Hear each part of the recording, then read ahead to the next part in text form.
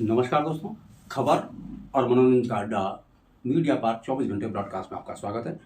आज हम बात करते हैं अंकिता भंडारी हत्याकांड को लेकर के आयोजित किए गए महापंचायत की। आज देहरादून के परेड ग्राउंड में महापंचायत आयोजित किया गया और जिसमें भारी संख्या में लोग एकत्रित हुए। हालांकि जिस तरीके से मुख्यमंत्री आवास घेराव के दौरान आम जनता निकल करके आई थी, वैसी भीड़ तो नहीं थी, लेकिन फिर भी अच्छी खासी तादाद में कई संगठनों और दलों के लोग इस महापंचायत में पहुँचे। ये कार्यक्रम, इसका आह्वान लोक गायक मशहूर गणरत्न के नाम से प्रख्यात नरेंद्र सिंह नेगी जी द्वारा किया गया था कि 8 फरवरी को देहरादून के परेड ग्राउंड में एक महापंचायत का आयोजन किया जाएगा, जिसमें सीबीआई जांच के लिए और सही ढंग से सीबीआई जांच करने के लिए ये कार्यक्रम आयोजित किया जाएगा, जिसमें हजारों लोगों ने शिरकत की। यहाँ पर एक कमी जो नज़र आई वो ज्योति अधिकारी की कमी जरूर इस महापंचायत में नज़र आई, जो बढ़ चढ़ करके प्रतिभाग कर रही थी और शायद 14 दिन की न्यायिक हिरासत के बाद उनका जोश कुछ ठंडा सा पड़ता हुआ दिखाई दिया। तो अब हम आपको दिखाएंगे कि वहाँ क्या क्या हुआ, किस किस ने क्या क्या कही बातें और किस तरीके से आगे की रणनीति तय की गई। कांग्रेस द्वारा 16 फरवरी को राजभवन का घेराव और उसके बाद आज जो घोषणा की गई महापंचायत के माध्यम से कि 5 संसद महापंचायत द्वारा किया जाएगा, जिसमें 2 कुमाऊं मंडल के अंदर और 2 गढ़वाल मंडल के अंदर, और जो 5वां जो संसद होगा इस महापंचायत का वो दिल्ली के अंदर होगा। जब तक वीआईपी का नाम उजागर नहीं होता तब तक इसी तरीके से विरोध प्रदर्शन लोगों का चलता रहेगा। अंकिता के माता पिता भी कार्यक्रम में पहुंचे, हरीश रावत जी कार्यक्रम में पहुंचे और उन्होंने सभी आरोपों को खारिज कर दिया। उन्होंने कहा कि जब तक वीआईपी का नाम उजागर नहीं होता वो लोग चुप नहीं बैठने वाले और इंसाफ जो अंकिता भंडारी को मिलेगा वो तभी मिलेगा जब प्रदेश के अंदर वीआईपी कल्चर को ख़त्म किया जाएगा और वीआईपी को एंटरटेनमेंट करना बंद किया जाएगा। तो लोगों के विचार और आप देख सकेंगे हमारे इस विशेष कार्यक्रम में।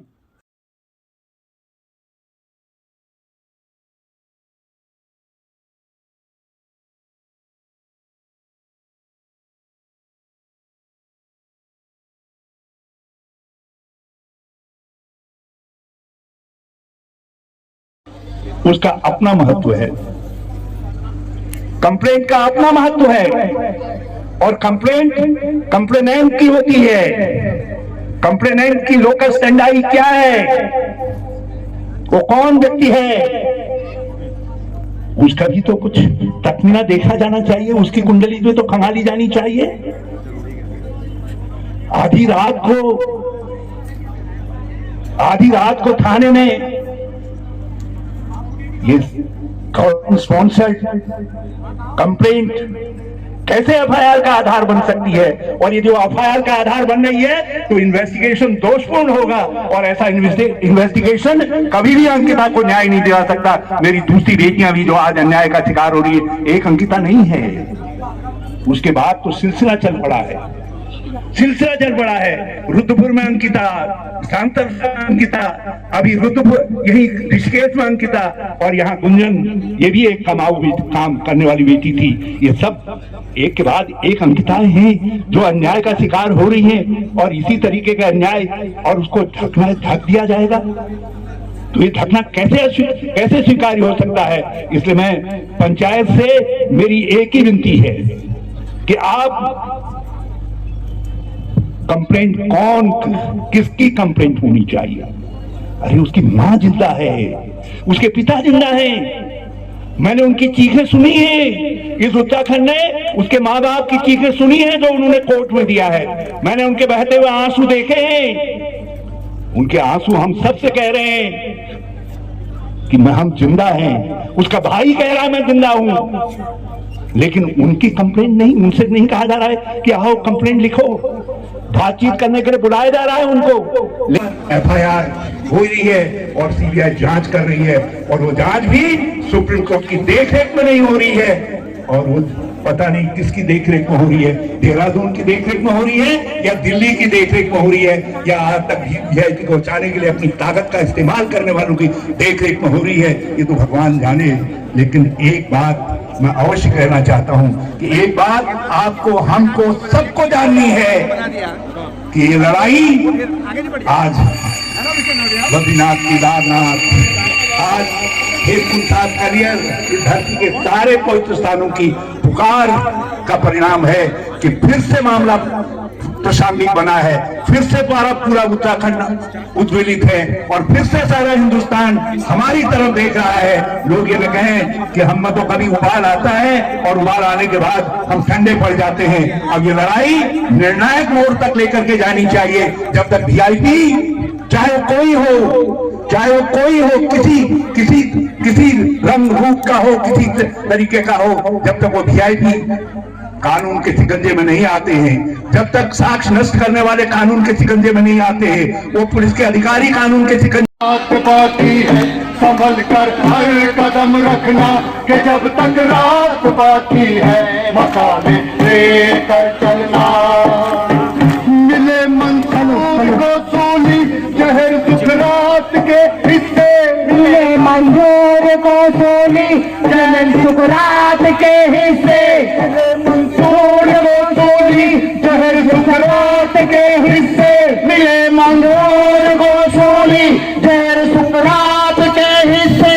रहेगा जुल्म सच कहना कि जब तक रात बाकी है, मसाले लेकर चलना कि जब तक रात बाकी है, संभल कर हर कदम रखना कि जब तक रात बाकी है, मसाले लेकर चलना कि जब पसीने की तो तुम छोड़ो लहू मजदूर का यारो, पसीने की तो तुम छोड़ो लहू मजदूर का यारो, पसीने की लहू मजदूर का यारो, पसीने की तो तुम छोड़ो लहू मजदूर का यारो।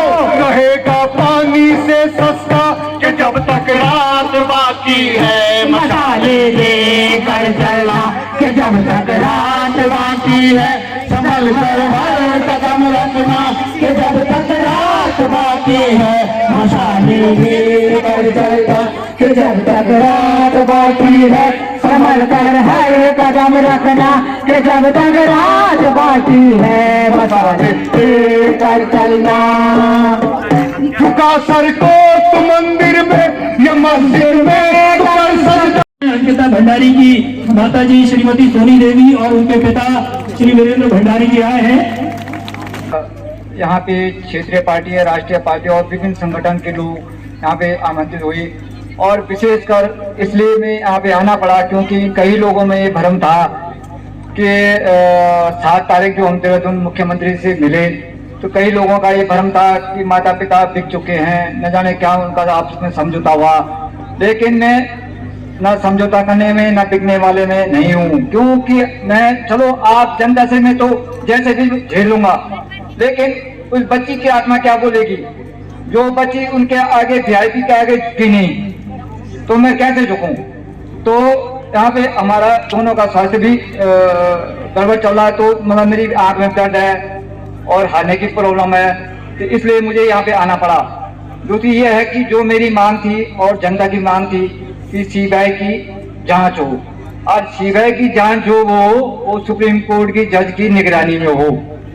ठीक, मैंने भी यही प्रस्ताव बना के भेजा मुख्यमंत्री जी को, और मुख्यमंत्री जी सुना में के मुख्यमंत्री जी जो अनिल प्रकाश जोशी एफआईआर दर्ज की उन्होंने किस तरीके से की, ना तो मैं उनको जानता हूँ न पहचानता हूँ। जो एफआईआर दर्ज होगी वो तो मैंने पहले से वहाँ करा रखी है।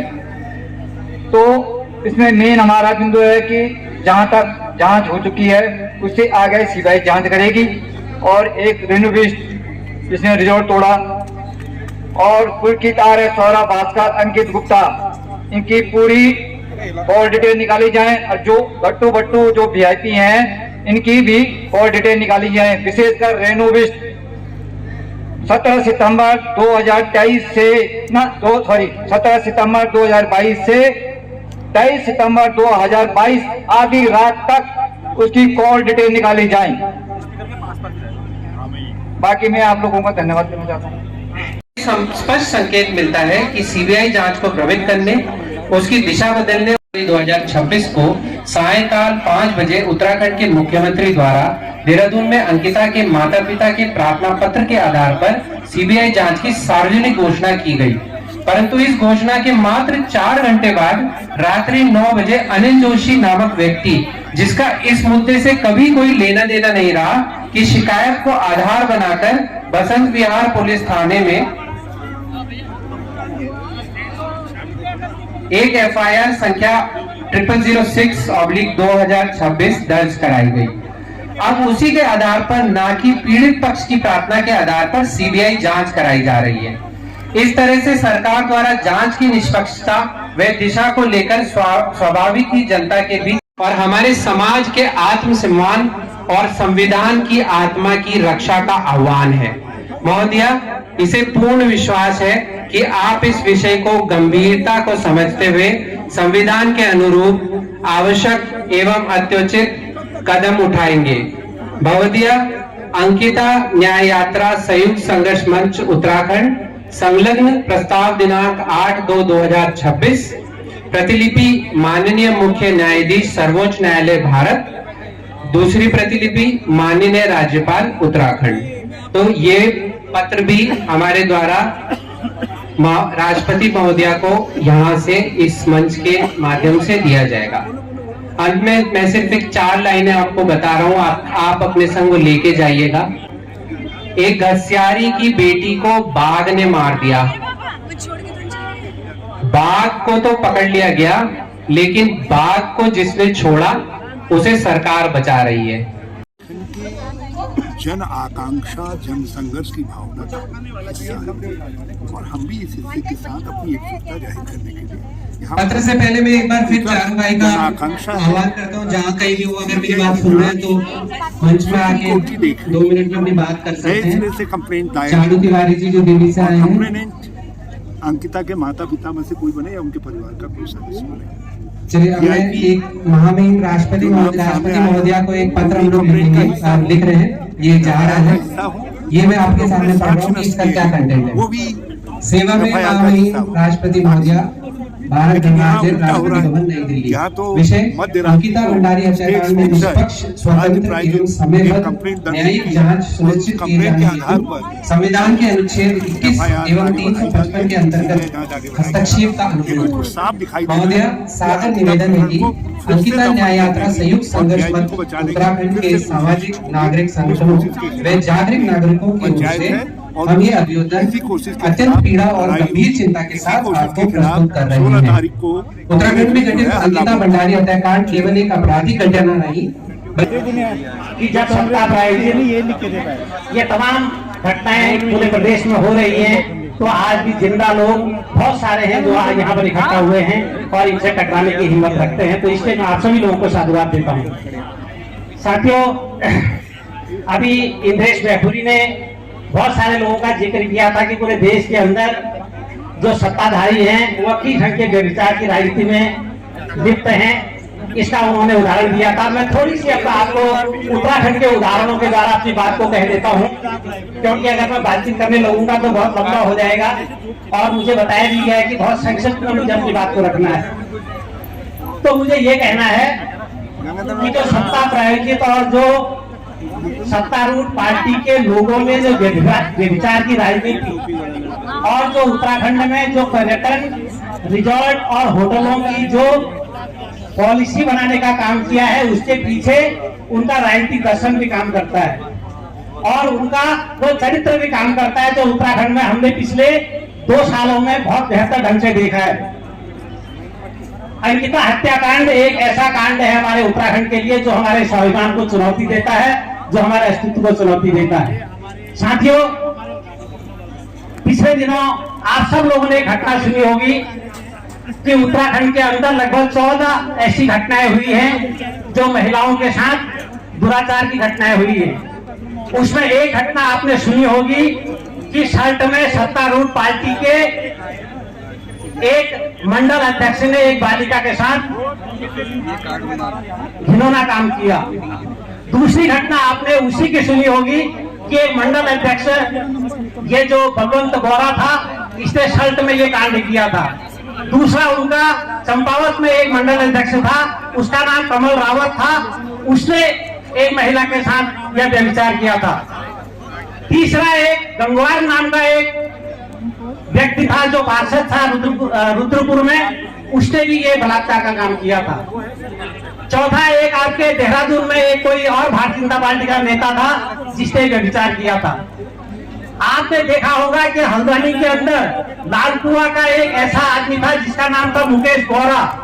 वो मुकेश गौरा भारतीय जनता पार्टी का वरिष्ठ नेता था और वो दुग्ध संघ का अध्यक्ष था। उसने एक महिला के साथ बलात्कार किया और इन 7 लोगों को शर्म आनी चाहिए कि भारतीय जनता पार्टी महिला मोर्चा ने उसके समर्थन में रैली निकाली थी और उस गौरा के लिए जेल के अंदर मीटिंग बुलाई थी उसके समर्थन में। इससे शर्मनाक बात और क्या हो सकती है, इससे दुर्भाग्यपूर्ण बात और क्या हो सकती है कि उत्तराखंड में भारतीय जनता पार्टी की पूर्व महिला मोर्चा जिला अध्यक्ष ने अपनी 13 साल की बेटी को उन तमाम नेताओं के सामने ले जाने का दुष्कर्म किया जो हम सब भारतीय सभ्यता और संस्कृति की बात करने वाले लोगों के लिए इससे शर्मनाक बात और कुछ नहीं हो सकती है। तो इसलिए जब भी अंकिता हत्याकांड जैसे कांड होते हैं तो भारतीय जनता पार्टी उनके शीर्ष नेतृत्व के लोग हमारे बगल में अपने पूरे तंत्र को लगाकर वो हमारे बगल में एक कोई मेला भी कर देते हैं, उनके लिए उत्सव का माहौल होता है। के खिलाफ ही चार्जशीट दाखिल की गई, परंतु उन वीआईपी जिन्हें स्पेशल सर्विस देने से अंकिता ने इनकार किया के बारे में कोई पड़ताल नहीं की गई और न ही उनके खिलाफ चार्जशीट दाखिल की गई। इसके चलते ही मुख्य अपराधी जिनकी वजह से ही यह हत्याकांड हुआ उन पर अभी तक कोई कार्रवाई नहीं हुई है। का तोता सरकार की बात मानेगा या उसके अंकिता के माता पिता की और हमारी बात मानेगा, ये बड़ा सवाल आज हमारे सामने आकर खड़ा हो गया। पहली बात तो हमें ये आज यहाँ से उठानी चाहिए, ये जो सीबीआई सरकार का तोता बन चुकी है वो पहले की सरकार का भी तोता थी और आज की भी सरकार का तोता है। इस तोते के पिंजरे को काटा जाए, उसे बाहर निकाला जाए, उसे सरकार के प्रति नहीं जनता के प्रति जवाबदेह बनाया जाए, ये बात यहाँ से हम लोग उठाना चाहते हैं। अंकिता भंडारी जब रिजॉर्ट के अंदर काम करने गई तो क्या वो पहली घटना है? क्या वो इस देश के अंदर आखिरी घटना होगी? सरकारी जो काम कर रहे हैं, हम लोग देखा कि एसआईटी ने जिस तरह का कमजोर केस किया वैसे ही वो सीबीआई में भी करने जा रहे हैं। तो इस लड़ाई के पर लोगों के अंदर अभी भी मानते हैं कि ये इसके पीछे कुछ न कुछ साजिश है, लोग तहे दिल से। और इस लड़ाई की सफलता ये है, हमारे वकील जो है कोटद्वार में एक बात कर रहे थे, 302 का केस हुआ, ये 47 गवाह हुए, कोई भी गवाह पलटा नहीं हमारा। ये बताता है पहाड़ की अंकिता की जो लड़ाई है कि अंकिता की एक लड़ाई ये वीरांगना है, ये लड़ाई पहाड़ की है, इसीलिए कोई भी गवाह वहां कोटद्वार कोर्ट में पलटा नहीं। पर इतना कमजोर केस बनाया था, इसके बावजूद रीना नेगी जो जज थे उनके फैसले में आजीवन कारावास हुआ। तो यही लड़ाई को हम अलग अलग जिले, अलग अलग ब्लॉक में ले जाए, देहरादून से ये आह्वान हम लोग आज करें। यही आवाज दो, आवाज दो, आपका खूब आवाज। इनकलाब जिंदाबाद, इनकलाब जिंदाबाद, आवाज दो, आवाज दो। वो वीआईपी चुपचाप आराम से रहता है, इस देश में पकड़ा नहीं जाता है। आज मैं नमन करता हूं अंकिता भंडारी के माता पिता को बहुत पूजनीय है वो। क्यों उनकी बिटिया ने एक आईना दिखाया इन उत्तराखंड की बिटियों को? क्यों उस बिटिया ने अपना स्वाभिमान नहीं दिखने दिया और इन माता पिता ने अपना अभिमान नहीं दिखने दिया? नहीं तो खरीदार जो इन बिटियों के खरीदार हैं, जो इन बेटियों के सौदागर हैं इस उत्तराखंड में, वो इनको भी खरीदते, करोड़ों रुपए देते और ये भी बिक जाते, ये लड़ाई आज तक खत्म हो जाती है। और आज आप सभी से निवेदन करता हूं, मैं पूर्व सैनिकों और मैं उत्तराखंड के उन सभी पूर्व सैनिकों से निवेदन करता हूं जिन्होंने इस देश की रक्षा की है, अब वो तैयार हो जाए, अपने बाजू फोल्ड कर दे और तैयार हो जाए इस उत्तराखंड की रक्षा के लिए।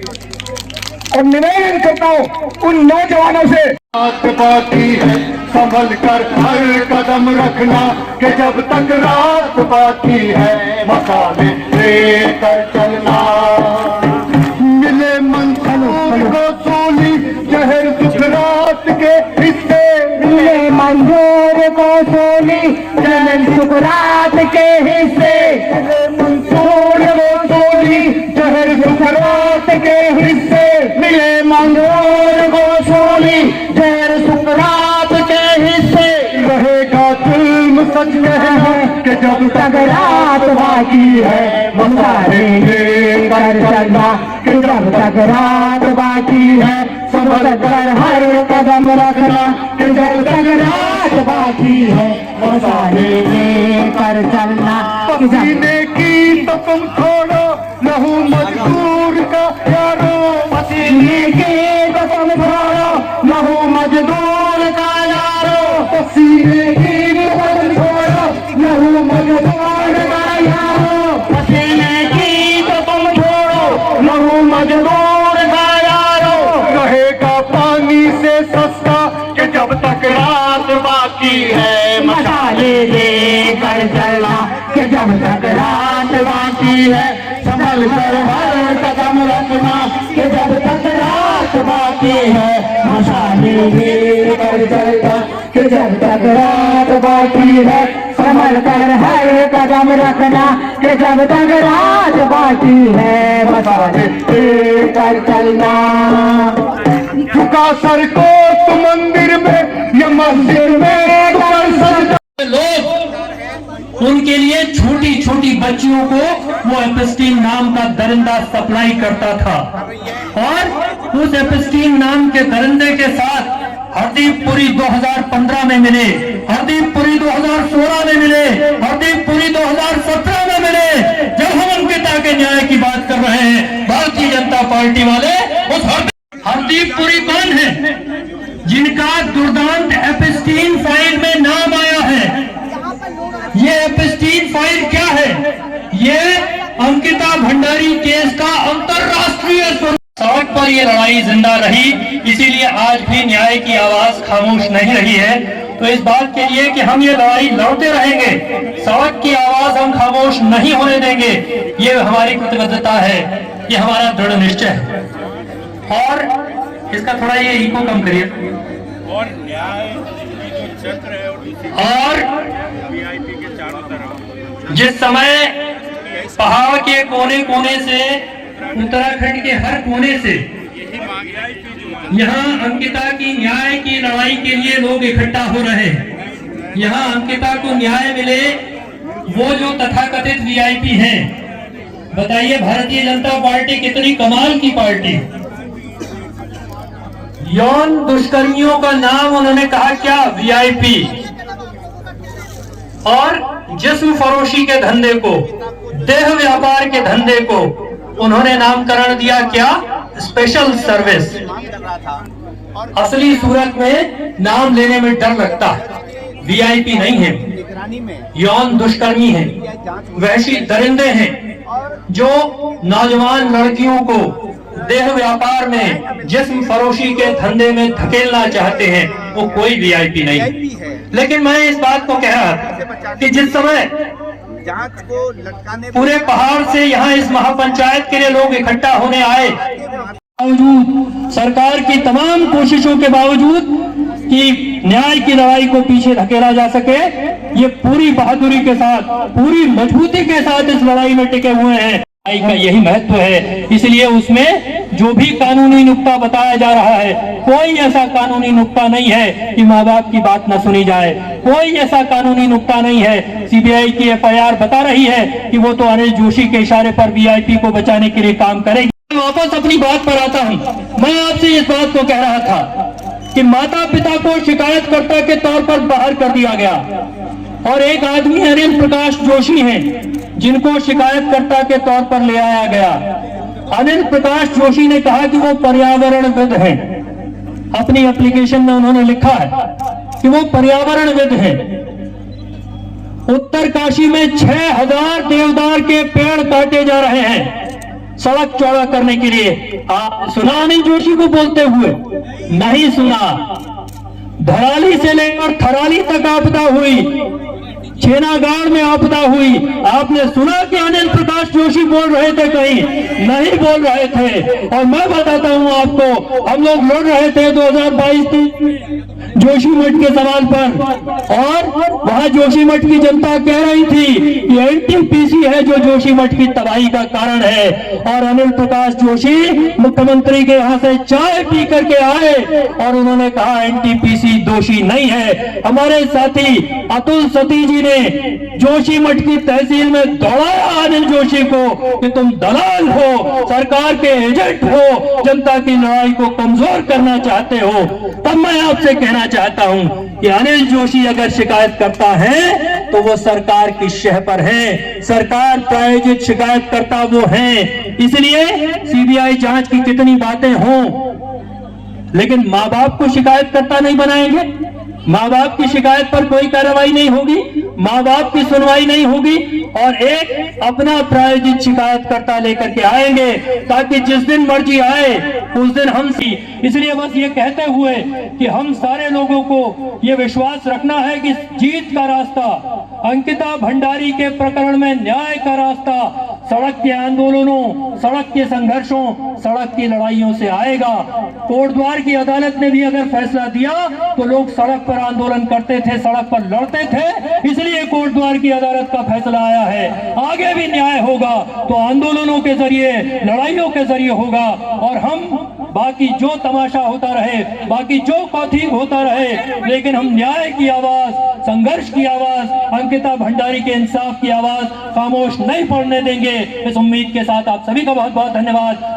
महापंचायत की मांग है कि सीबीआई की जांच अनिल जोशी द्वारा दिनांक 9/1/2026 को थाना वसंत विहार देहरादून में दर्ज एफआईआर संख्या 006/2026 के आधार पर नहीं, बल्कि पीड़ित पक्ष के प्रार्थना पत्र को ध्यान में रखते हुए अंकिता हत्याकांड से संबंधित पूर्व में लक्ष्मण झूला ऋषिकेश थाने में दर्ज एफआईआर संख्या 01/2022 के तहत ही आरोपित वीआईपी और सबूत मिटाने वालों को केंद्र में रखकर ही आगे की जांच करवाई जाए। क्या आप लोग इस बात से सहमत हैं?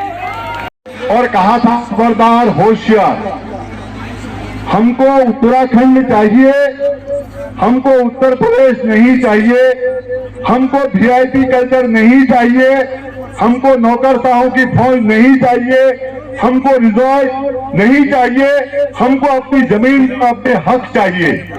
नहीं होता मित्रों, तो यही होने वाला है। मैं ये कहना चाहता हूँ आपको, अगर सच्चाई को समझ सकते हो तो समझो। मेरे बहुत सारे साथी आए हैं, रामनगर से आए हैं, हल्द्वानी से आए हैं, रूपपुर से आए हैं, अल्मोड़ा से आए हैं। एक लड़की बोल रही थी अल्मोड़ा के अंदर अंकिता कांड को लेकर हम लोग आंदोलन कर रहे थे। उसने केवल ये कहा कि पितृ सत्ता है, आप हमारी बात नहीं सुनना चाहते। मैं कई सुरक्षा और काफी एक गुंडा आ गया, दूसरे तरह की बेचैनी को दिखा रही है। और मुझे उम्मीद है, और आज जो हम लोग यहाँ इकट्ठा हुए हैं, यहाँ के बाद हम ऐसे ही न चले जाएं और इन लड़ाइयों को, ये सिर्फ अंकिता भंडारी को न्याय दिलाने तक सीमित नहीं रहनी चाहिए। इतने सारे लोग हैं, इतनी सारी ताकतें हैं, राजनीतिक दल भी आ गए हैं, तो बहुत लंबे समय तक अंकित इस वो वीआईपी चुपचाप आराम से रहता है, इस देश में पकड़ा नहीं जाता है। आज मैं नमन करता हूं अंकिता भंडारी के माता पिता को बहुत पूजनीय है वो। क्यों उनकी बिटिया ने एक आईना दिखाया इन उत्तराखंड की बिटियों को? क्यों उस बिटिया ने अपना स्वाभिमान नहीं बिकने दिया और इन माता पिता ने अपना अभिमान नहीं बिकने दिया? नहीं तो खरीदार जो इन बिटियों के खरीदार हैं, जो इन बेटियों के सौदागर हैं इस उत्तराखंड में, वो इनको भी खरीदते, करोड़ों रुपए देते और ये भी बिक जाते, ये लड़ाई आज तक खत्म हो जाती है। और आज आप सभी से निवेदन करता हूं, मैं पूर्व सैनिकों और मैं उत्तराखंड के उन सभी पूर्व सैनिकों से निवेदन करता हूं जिन्होंने इस देश की रक्षा की है, अब वो तैयार हो जाए, अपने बाजू फोल्ड कर दे और तैयार हो जाए इस उत्तराखंड की रक्षा के लिए। और निवेदन करता हूं उन नौजवानों से के अंदर और एक केंद्र दिल्ली के अंदर 5 संसदें लगेंगी, यहाँ पंचायत का यह फैसला है। आप सब लोगों का सहयोग इसमें चाहिए, उत्तराखंड के लोगों का सहयोग इसमें चाहिए। यही मैं बात करना चाहती हूँ, यही हमारा यहाँ से प्रोग्राम है और आगे की लड़ाई इसी तरीके से जारी रहेगी। जय उत्तराखंड, जय भारत। जो काम कर रहे हैं, हम लोग देखा कि एसआईटी ने जिस तरह का कमजोर केस किया, वैसे ही वो सीबीआई में भी करने जा रहे हैं। तो इस लड़ाई के पर लोगों के अंदर अभी भी मानते हैं कि ये इसके पीछे कुछ न कुछ साजिश है, ताकि एक लड़ाई ये वीरांगना है, ये लड़ाई पहाड़ की है, इसीलिए कोई भी गवाह वहां कोटद्वार कोर्ट में पलटा नहीं, पर इतना कमजोर केस बनाया था। इसके बावजूद रीना नेगी जो जज थे, उनके फैसले में आजीवन कारावास हुआ। तो यही लड़ाई को हम अलग अलग जिले, अलग अलग ब्लॉक में ले जाए, देहरादून से ये आह्वान हम लोग आज करें, यही लोग तहे दिल से। और इस लड़ाई की सफलता ये है, हमारे वकील जो है कोटद्वार में एक बात कर रहे थे, 302 का केस हुआ, ये 47 गवाह हुए, कोई भी गवाह पलटा नहीं हमारा। ये बताता है पहाड़ की अंकिता की जो लड़ाई है कि अंकित आवाज दो, आवाज दो, आपका खूब आवाज। इनकलाब जिंदाबाद, इनकलाब जिंदाबाद, आवाज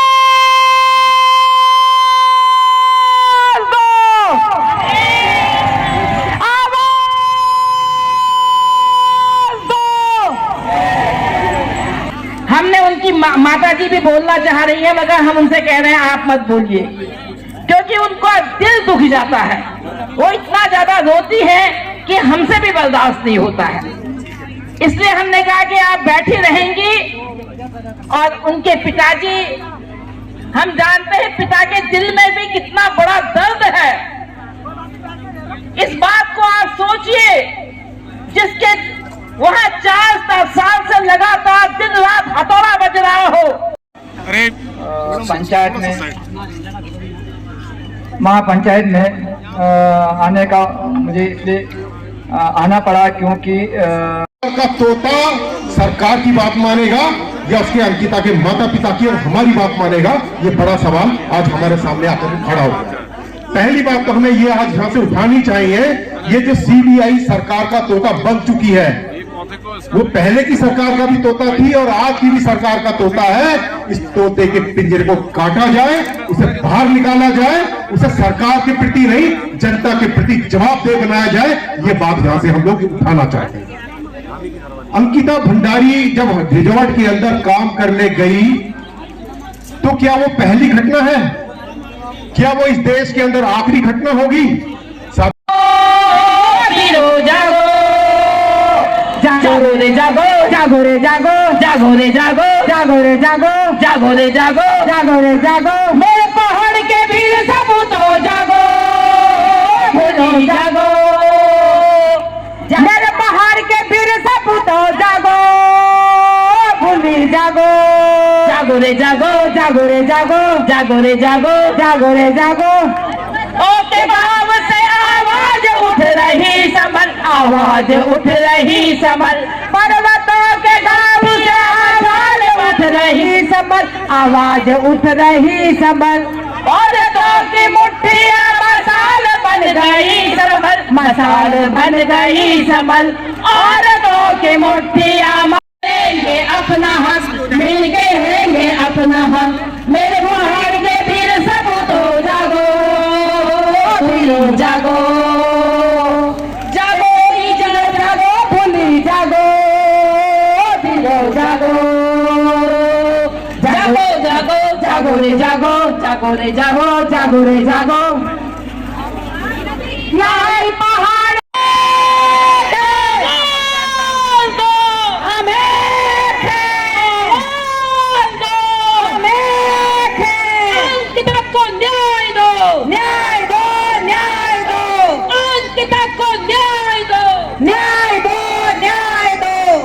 अनिल प्रकाश की एफआईआर को रद्द करो, रद्द करो, रद्द करो। अनिल जोशी की एफआईआर को रद्द करो, रद्द करो, रद्द करो। सीबीआई की जांच को निष्पक्ष तरीके से करा जाए और उच्च सीबीआई की जांच सुप्रीम कोर्ट की। तो दोस्तों अभी के लिए इतना ही। देखते रहिए खबर और मनोरंजन का अड्डा मीडिया पार्क 24 घंटे पर। नमस्कार, जय हिंद।